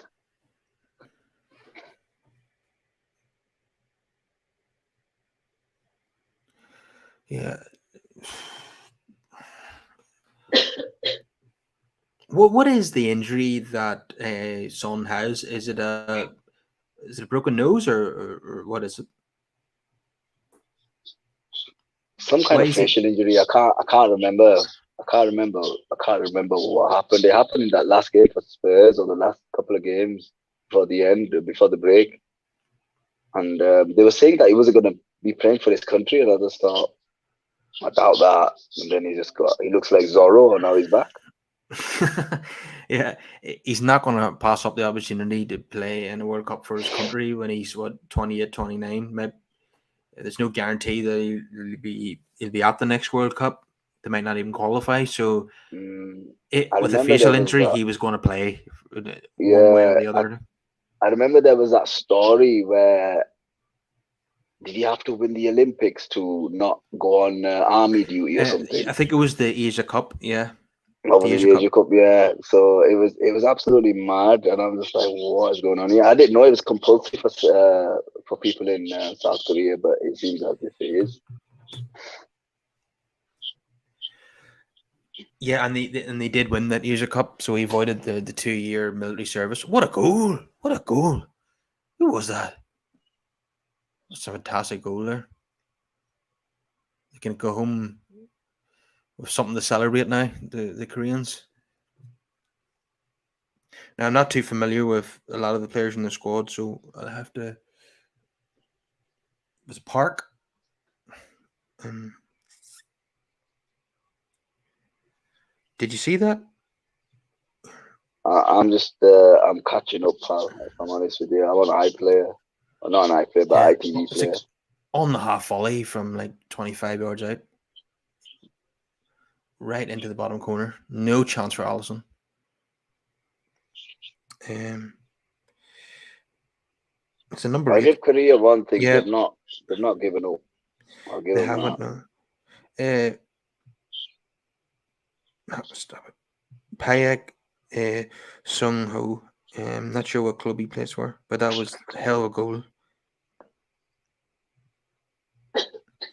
Um, I know Son is he's basically their Ronaldo in South Korea. It's crazy how famous he is. Absolutely yeah, crazy. yeah, I would expect that He to be put the case. he put Spurs on the map in Asia. Yeah. Well, they probably said it couldn't be done. Yeah. It was their So number 8, wasn't it? It was their number 8 that scored. yes, Seong Ho, and his club is Hyundai Motors, right? That must be in the J League. Okay, no Yeah, K it is. League, Yeah, the K League. Yeah. So he actually plays his football in Korea. He actually was in the Barcelona B setup. Would you believe? Or when he was younger. But yeah, so he's got quality about him. that'll do his chances of being noticed by a European team no harm at all with that goal. A few I scouts think will when take note of that one. yeah, I think when you're looking at a lot of international players, you just think, can they do a job for a championship team or a Premier League team? And there'll always be loads of Mm. players that are available. Yeah, well, I mean, I don't know if you know, but the the Celtic manager used to manage in the J League, and he took 3 players with him to Celtic. One of them Ah, scored okay. today against Croatia, but the two others didn't make it into the squad. And one of them in particular, I couldn't understand. For Hashi, he's a brilliant striker. I don't know, and Japan don't seem to have an out and out number 9, so I don't understand why he wasn't taken to the tournament. But anyway, was the point I'm making is that Celtic were able to extract you know 3 very talented players from the J League, and they've all been brilliant. In Scotland so I think far. So it's an it's an untapped league, isn't it? I'm sure there'll be loads of potential talent there. It's just, are there a lot of European clubs scouting in that league? Because quite clearly there isn't. Because if you're saying a manager brought 3 players with him, that kind of tells you yeah, everything you need to know. It's just it's people need to clearly look a bit more further, don't they? yeah, it might be a signal for more clubs to send scouts to the J League, because the only reason they turned up at Celtic is because the manager used to manage in that league and he knew the players. So clearly, there's not many UK scouts are going out there. It seems, because it's very unusual for Japanese players to end up in England or Scotland. There's not only been a handful really since the Premier League began. Um, Brazil are changing the goalkeeper here, and Rodrigo's coming on too. So Shaky Neymar cake. and Allison are off, and Rodrigo and uh, Weaverton, the goalkeeper's coming on. So it's not Ederson, it's Weaverton. Must be, I don't know. I don't get the point of that substitution. But just before that, actually, um, South Korea nearly got a second goal. Brazil have totally switched off now. I don't think Brazil care. I No. think because they're just trying to see the game out, but they're doing silly things in the defensive third, where South Korea just piling on pressure and their striker, oh, I should have really scored from there. I'll give it Allison to his credit. Had it covered. I think it was offside. Was it offside? Or am I just making it up? Yeah, it looked offside. Yeah. Um, Oh, and it basically, as he took the shot, it took a bounce before it made its way on target. So Allison had a little bit of he had a bit of a look, because I think if he'd have hit that direct, it would have been interesting to see what would have happened. That ball could have gone anywhere, but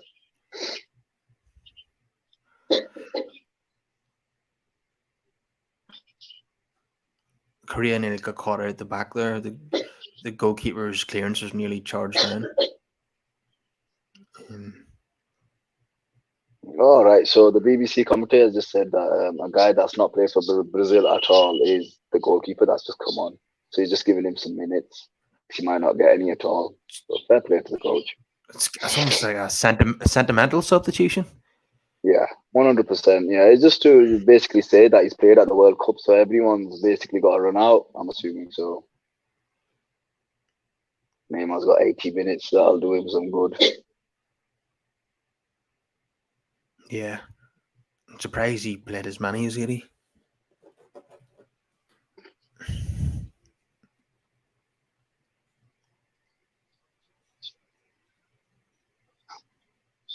I think the J League is something that I might look into. Look at some of the talented players, watch some games.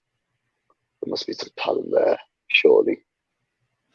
Yeah, well, Celtic have showed that there is talent out there, and there's bound to be more.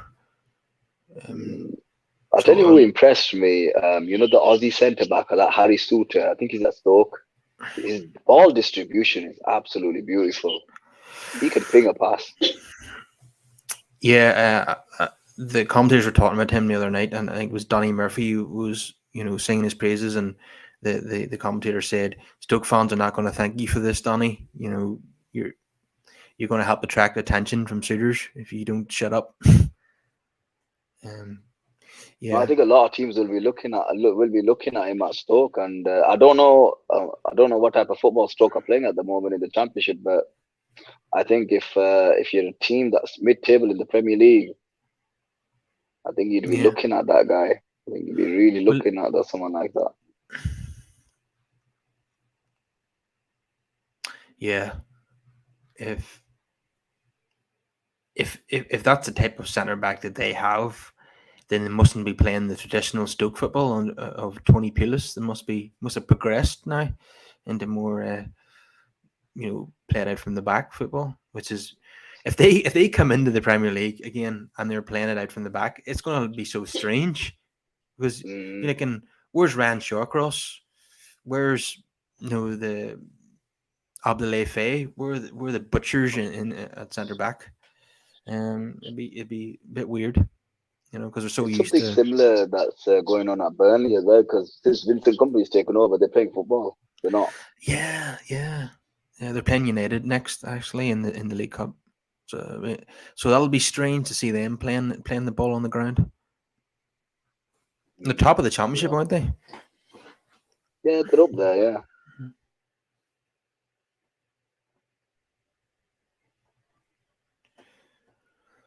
We haven't seen the substitutions in this game that I expected.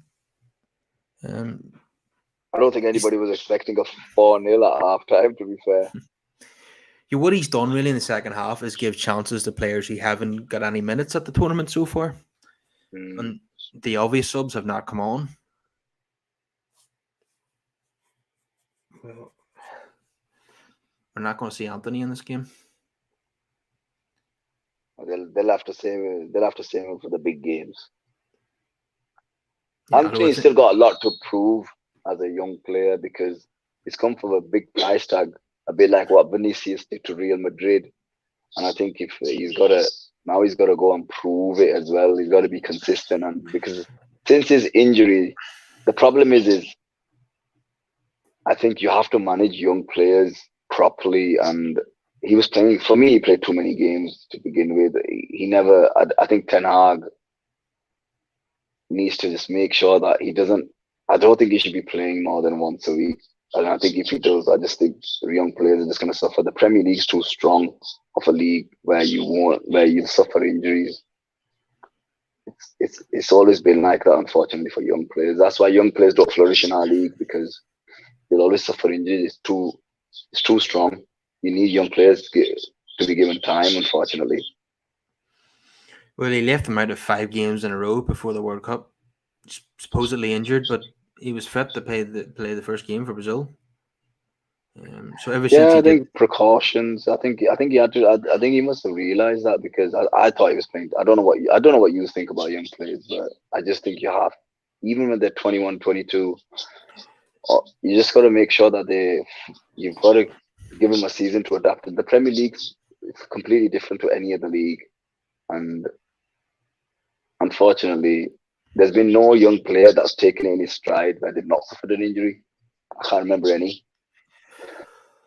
yeah, and it's a massive step up from the Eredivisie to the Premier League. And he did really well. He Yeah, scored three and in three in his terms of first 3 games, and physicality, yeah, yeah. In terms of physicality, I don't think in terms of skill level, I think it might be a little bit better or the same. I think the skill level of the Eredivisie is probably just as good.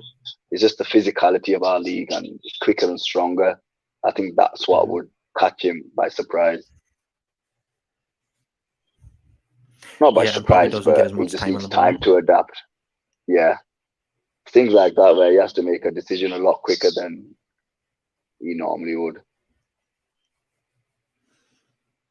Yeah, he's done all right so far. United massively overpaid, but that was because they were Oh yeah, desperate. yeah. The thing is the price. Unfortunately, the price tag will haunt him. But if he stays at United for a number of years, then it won't matter.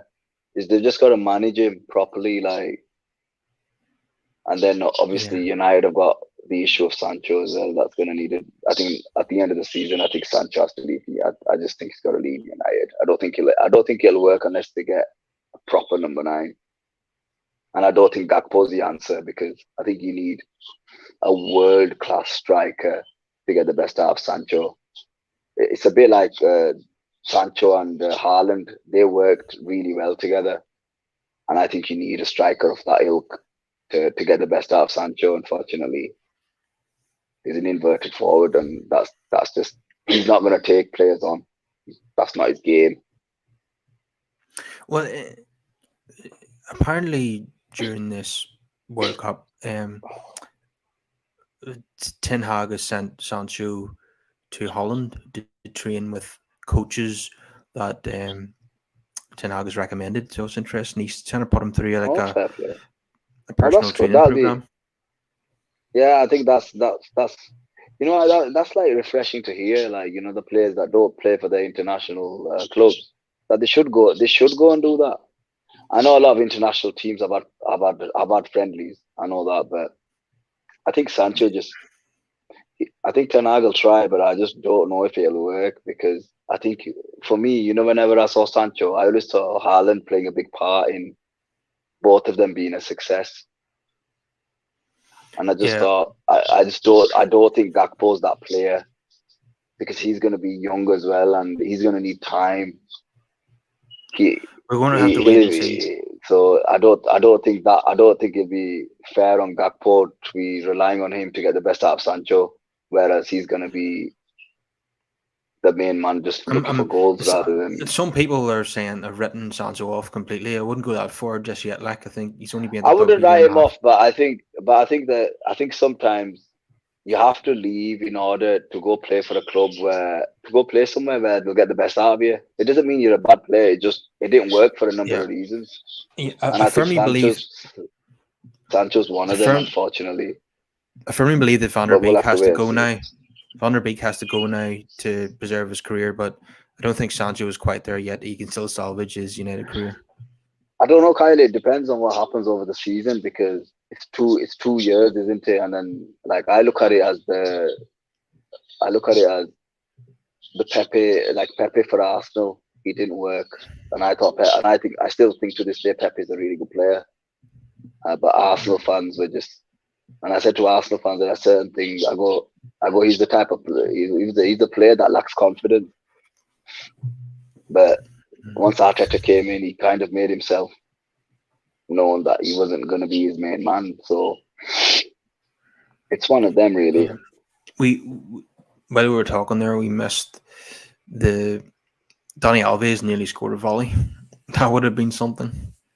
Did you see it? Yeah, yeah, I did. Yeah, I saw his acrobatics. We do have to say he It's was unmarked, by the way. We do have to say that. yeah, but would have But been yeah, it remarkable was. for a player of his age to score in this tournament.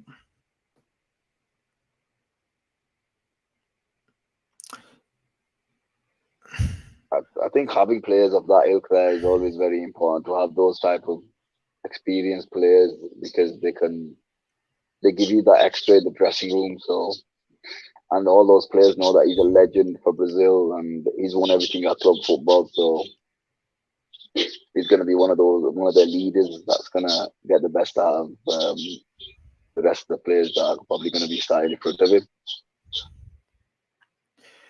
Yeah, well, it's good to see him being utilised as well. You don't want him just to be a cheerleader.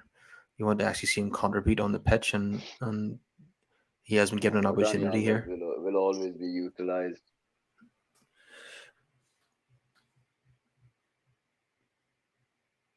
You know, Richarlison looks like a better player for Brazil than I would have rated him as in the Premier League. You know, for Everton and Tottenham, for me, I thought he's a good player, but very inconsistent and very temperamental. But he's been I've brilliant always for Brazil in this tournament. You know, It's his attitude that I like, Kyle. I love it. He's got that Martinez attitude. You know when you've got that attitude, you'll yeah, be but a I mean, decent yeah, player. But but he's as a actually really good. But as a he's in a he good looked team. he's a what I've seen at this tournament. He's a better footballer than I thought he was. You know, he's got more skill and ability than I was aware of. But maybe putting on the yellow shirt kind of brings that out in him. Was He's done Yeah, I things at think when this you play for tournament that I Spurs, yeah, when you play for Spurs, you're playing for results. You're not playing for the football, are you? yeah, because that for the goals he got today and the goal he got in the first game, that swivel and volley into the corner. I didn't really see that. I haven't really seen that in the Premier League. In fact, what I've seen from him in the Premier League is missing a lot of easy chances. It's just amazing how players can get better when they play for their country. When it probably helps that he's playing with better players as well. Oh yeah. Mm.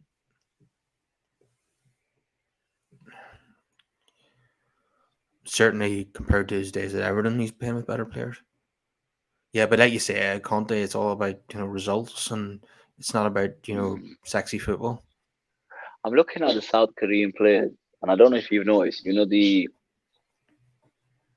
they're athletically very good, but physically, like, the physicality, they're lacking.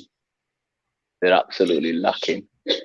I think that might be just their league where they run a lot, but because you look at some of those players and you just think the Yeah, strength factor is playing. It does show a little bit. Dani yeah, Alves had a couple of shots uh, today, hasn't yeah, yeah. South Korea and Japan are not the tallest nations in the world, and I suppose, and No, and I think they've got to play football differently, and they have to work extremely hard, and that's within their culture as well. So, yeah, but the but thing is, there'll be loads of good players in the J League, and I yeah, don't know what the Japanese league is called, if that's called the J League, but it is. Yeah, there's yeah. So there'll be a lot of quality players that could possibly switch over. yeah. I think both Japan and South Korea can be proud of what they've achieved in this tournament. They'll be happy that they got to the knockout stages, and they wouldn't have expected to beat Brazil here. Korea, and they avoided the embarrassment of losing 7 or 8. Is it tribute now to Pele coming from the Brazil players who's ill at the moment and apparently receiving palliative care? So it doesn't sound good for Pele, but if the worst was to happen to Pele during this tournament, it'd be a fitting tribute if Brazil were to win it, and dedicate it to him. But I think they'll dedicate it to him anyway, even if he is still alive. But yeah, it's an extra motivation and inspiration for Brazil given the current situation with Pele, isn't it? Yeah, it's obviously a sad moment for one of the best players of his generation to be passing by. But I think Brazil are up there amongst one of them nations that could possibly win it, and Pele gets well, and yeah, I think this Brazilian team have sent a message out to the rest of the competition. We're here, we're ready, and we want to win. Yeah, I think they'll get past Croatia as well, and it'll be an interesting semi final against the RGs or the Dutch. Yeah, I think you have Italy and France obviously, and they might be playing a team like Spain or Portugal in the semi final. So yeah, it's all heating up Mm, very nicely. Good there then. Everyone could please subscribe to the channel, comment your thoughts down below, and drop us a wee like on the video. And I will see you again for another watch along then, Haneef. definitely, man. Definitely let me know, and hopefully I'll be able to join you for the next one. Okay, see you later. Take care. God bless, mate.